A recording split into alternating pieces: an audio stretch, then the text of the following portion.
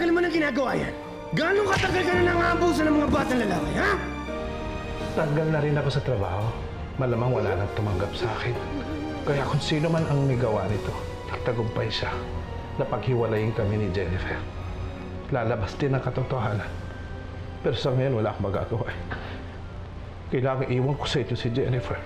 Dahil alam ko mas mapapabuti ang buhay niya dito. Eh, paano ngayon maghahanap ng bagong tirahan yung taong yun? Eh, wala na siyang trabaho. Hindi naman papayag si Lola na hindi siya umalis, no? Mali yung ginawa natin kay Manny. Sa tingin ko, wala siyang kasalanan eh. I've made up my mind and I will not take back my word. Kailangan umalis siya rito and that is final. O sige, huwag ka kumain. Matulog ka ng gutom. Akyat! Ayoko magkahiwalay tayo. Nagalit ka sa akin. Pero mabuti na siguro yun. Para wag mo akong hanapin. Patawad, anak. Papalikan kita. Pag malinis na ang pangalan ko at nakabangon ako ulit, papalikan kita, anak.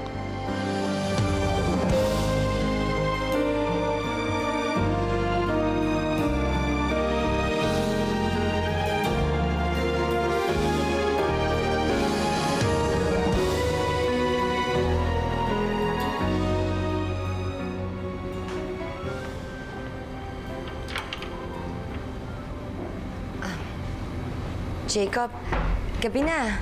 Ba't gising ka pa? Ikaw, bakit gising ka pa? Hindi, kumuha lang ako ng tubig. Eh, nakita ko kasi may tao dito. Pero sige, una na ako ha. Baka gusto mo uminom. Hindi na.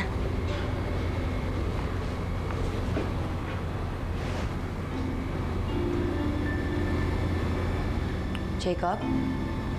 Si Manny ba yun?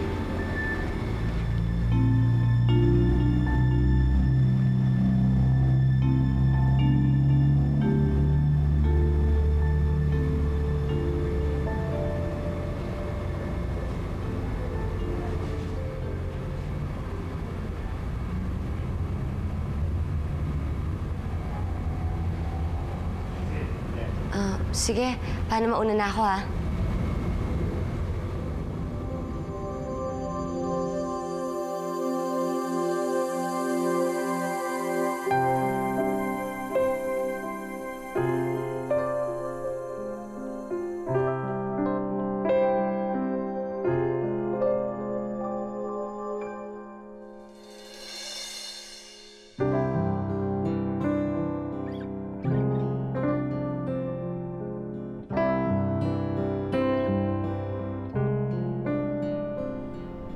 Huling pabor na lang ito, Sir Jacob. Sa'yo ko na lang ihahabilin si Jennifer. Sigurado ko hahanapin niya ako. Sigurado magagalit siya sa akin. Pero sana, hindi na lang niya malaman ang nangyari. Lilinisin ko ang pangalan ko at paghanda na akong bumalik. Sana, tanggapin pa rin niya ako. Pero habang wala ako, ikaw na sana munang tumayong ama niya.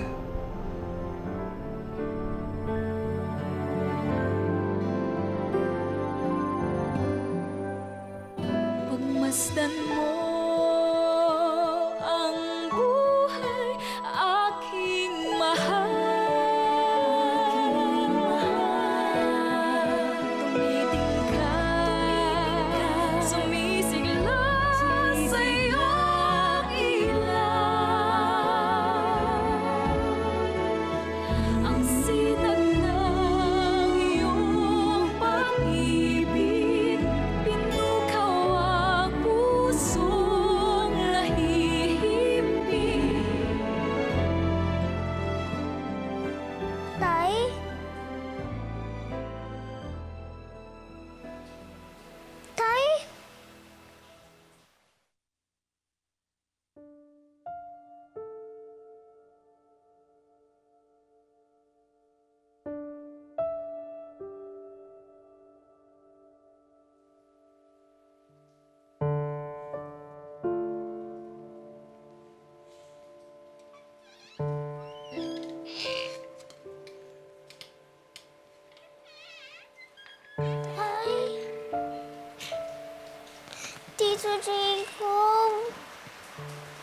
Tito Jacob.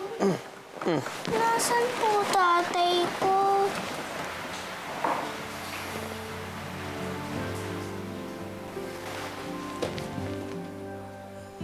Tatay!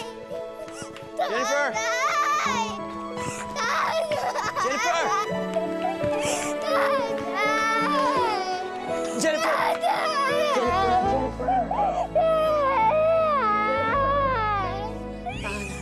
Tito Jacob, bakit po ako iniwan ng tatay ko? Hindi ka niya iniwan.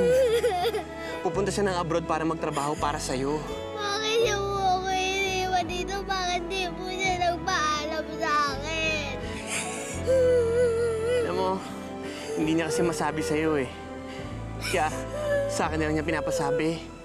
Tito Jacob, hindi niya po ba ako mahal? Kasi lagi niya po akong iniiwan, tsaka lagi niya po ako pinapabigay. Hindi sa ganon, mahal ka ng tatay mo. Mahal na mahal ka ng tatay mo. Mahirap pero kailangan niyang gawin. Paglaki mo, maiintindihan mo rin.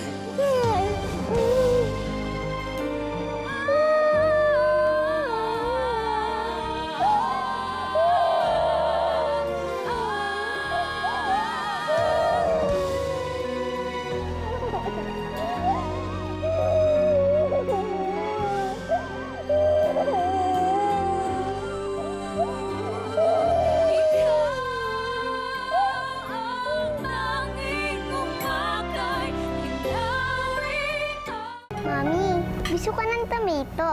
Kasi po, sabi po ng teacher namin, maganda daw po yung tomato sa bata. Very good, Kalila. You're eating your vegetables, ha? Lynette, magandang suot mo, bagay sa'yo. Thank you po. Pa-join ha. Sigurado nagugutom ka na, Jennifer. Jennifer, what's wrong? Ba't ka umiiyak, ha? Maganda naman ang trato namin sa'yo, di ba? Inaalagaan ka namin. Jennifer, bakit ka umiiyak? Eh kasi, iniwan na siya ng tatay niyang manyak. Claire, umalis ang tatay ni Jennifer kasi nagtrabaho sa ibang bansa. Kawawa ka man pala, Jennifer. Wala ka ng daddy. Kalila, Okay lang yun, Jennifer. Kahit walang daddy money mo, habang wala siya, ako muna ang daddy mo. Ang tatawag mo sa akin, Daddy Jacob, ha? Tito Jacob, isa lang po ang tatay ko. Si Tatay Manny. Tito Jacob. No problem. Halika, kain muna tayo. sige, kain-kain na muna. Ayusin ko yung pagkain mo.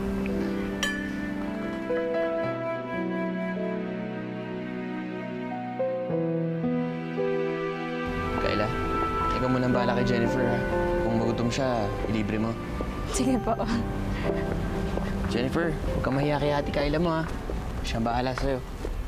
Kalila, tandaan mo, pag mula ngayon, magkaaway kayo ni Jennifer, ha? Po? Pero, friends po kami. Anong friends? Hindi kayo friends. Enemies kayo. Tandaan mo yan, ha? Kung hindi, aagawin niya sa atin ng Daddy Jacob mo. Hindi tayo papayag na mangyari yun. Gemma, halika dito sandali. Kapag nakita mo magkasama si Kalila at si Jennifer, isumbong mo agad sa akin, ha? Kalila, tandaan mo yan, ha? Sige na.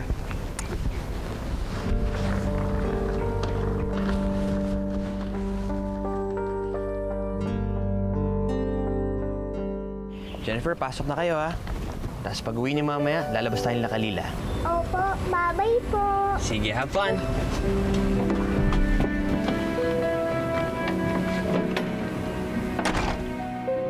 Jennifer, huwag ka na malungkot. Salamat, Tonton.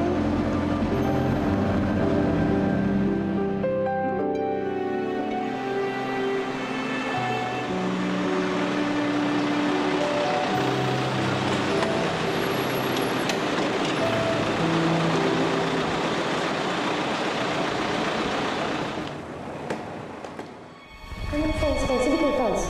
Enemies kayo. Tandaan mo yan, ha? Kung hindi, aagawin niya sa atin ng Daddy Jacob mo. Hindi tayo papayag na mangyari yun.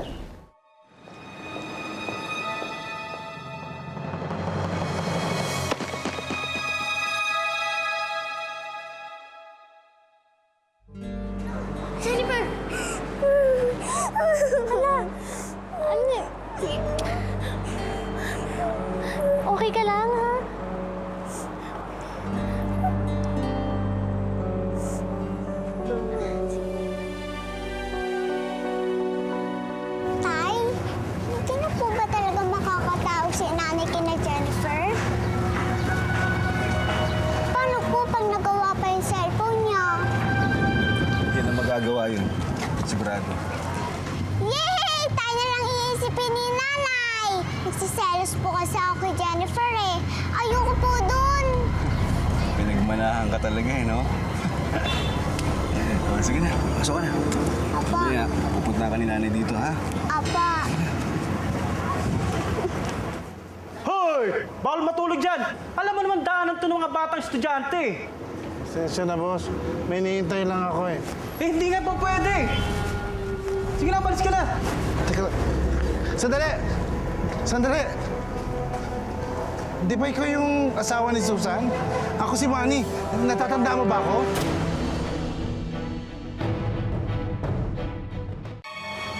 Sandali, sandali! Asawa ka ni Susan eh! Asa si Susan? Susan!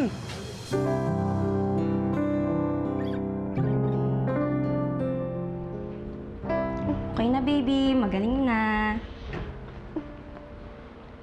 Jennifer, masakit ba? Okay lang, Kalila. Hindi mo naman sinadya eh.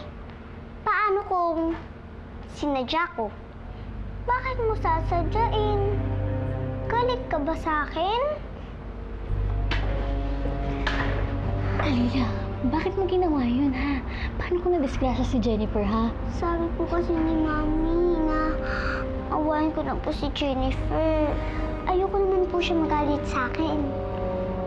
Ay, naku, magiging raso yun. Mami mo talaga. Tara na, Jennifer. Ano? Iniwan mo si Jennifer sa mansyon?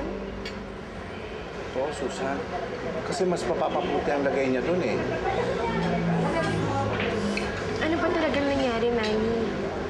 Bakit ka ba natanggal sa trabaho?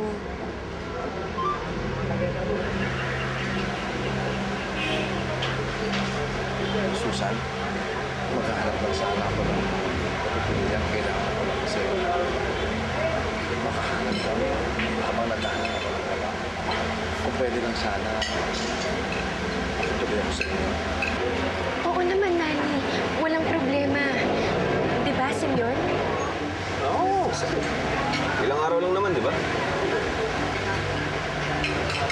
Ako na lang. Kailangan ko lang pumasok. Salamat sa inyo.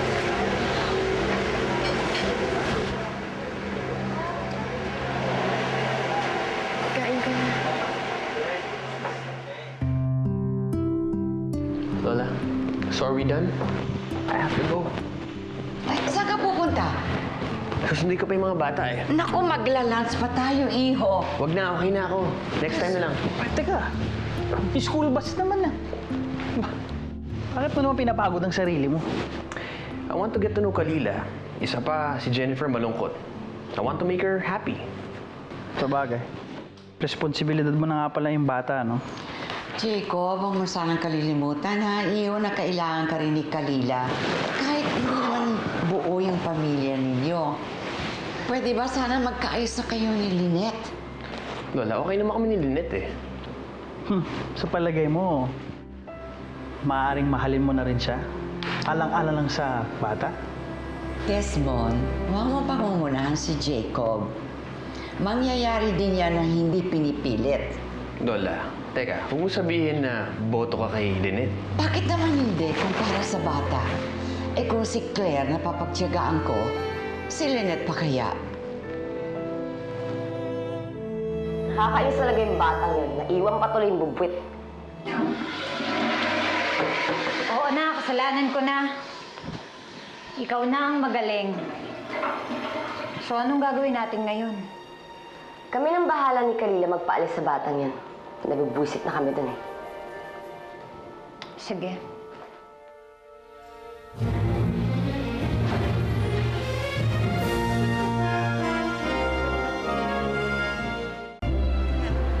Ay, naku, Ana, ang gaganda dito saglit, ha? May titingnan lang ako. Yun. Good morning. Hi, good morning. Ito. Maria, hindi magugustuhan ni Kalila yan. Eh, hindi naman para sa kanya eh. Para to kay Jennifer. Para maging masaya naman yung bata. Maria, pag bibili ka ng ganyan para kay Jennifer, dapat bilhan mo na rin si Kalila at saka si Tonton. Baka mamaya, naku, magsisilusan pa yung mga bata na yan. Alam mo, Ana, parang napapansin ko, parang bakit biglang-bigla kang parang nawala ng pagtingin kay Jennifer? Wala namang kasalanan yung bata sa ginawa ng ama niya. Hindi naman sa ganun, Maria. Naaawa nga ako dun sa bata eh. Pero nakakaagaw siya ng atensyon ni Jacob kay Kalila. Yun lang naman. Nakakaagaw. Anong nakakaagaw? Eh kaya nga aalis sila ngayon mamamasyal dahil kay Jennifer. Tsaka, alam mo ba, na kaya napapalapit si Jacob kay Kalila dahil kay Manny at kay Jennifer. Ewan ko, kung akong tatanungin mo, para sa akin, ha? Hindi ako naniniwala na gagawin ni Manny yon. Pero mo, naiinggit lang yon. Nagpadala pa ng litrato. Ewan.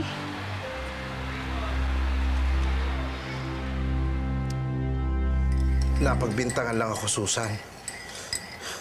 Hindi ko magagawa yun. Kaya lang, walang naniniwala sa akin eh.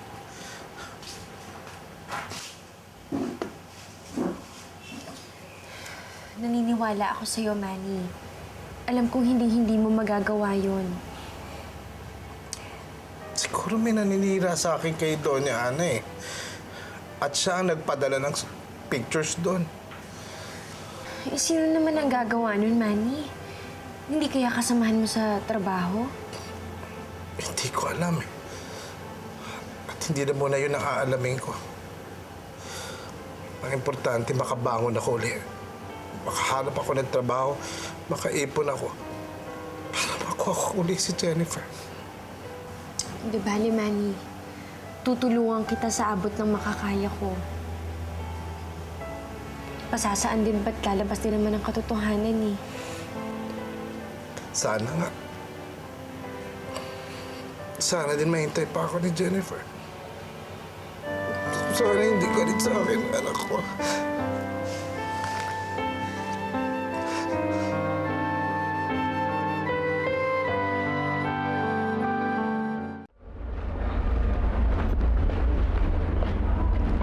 Jennifer, masakit ba yung sugat mo?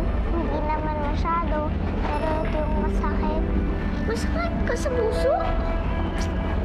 Siguro, meron na. Kasi lagi na akong iniiwan ng tatay ko. Daddy, hindi ako kayo sa akin. Babalik pinagsasabi. Ano ka pakunin mo? Hindi na ako babalik sa akin. Bumalira!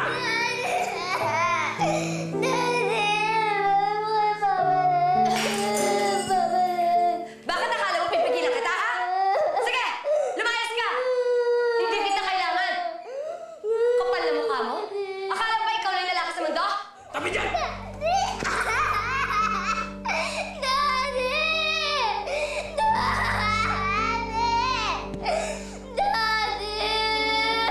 Kanina, anak. Dahil na sa pag-iyak. Walang epekto yan sa tatay mong manhid.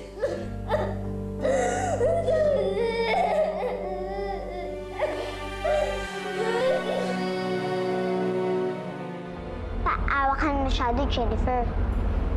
Ako nga din eh. Iniwan ako ng tatay ko nung una. Pero ngayon, meron akong ibang daddy. Anong sabi mo, Kalila?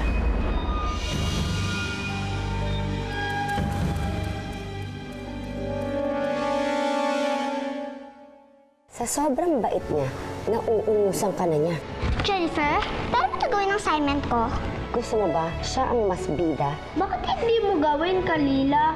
Ako ang munting heredera. Kaya lahat na sasabihin ko, susundin niyo. Nagkakaintindihan tayo. Hindi ko alam! Jennifer, di mo na ba ako nakikilala? Kuya TJ! Gusto ko din tumira sa ganong bahay, Nay. Medyo malabo ata yun.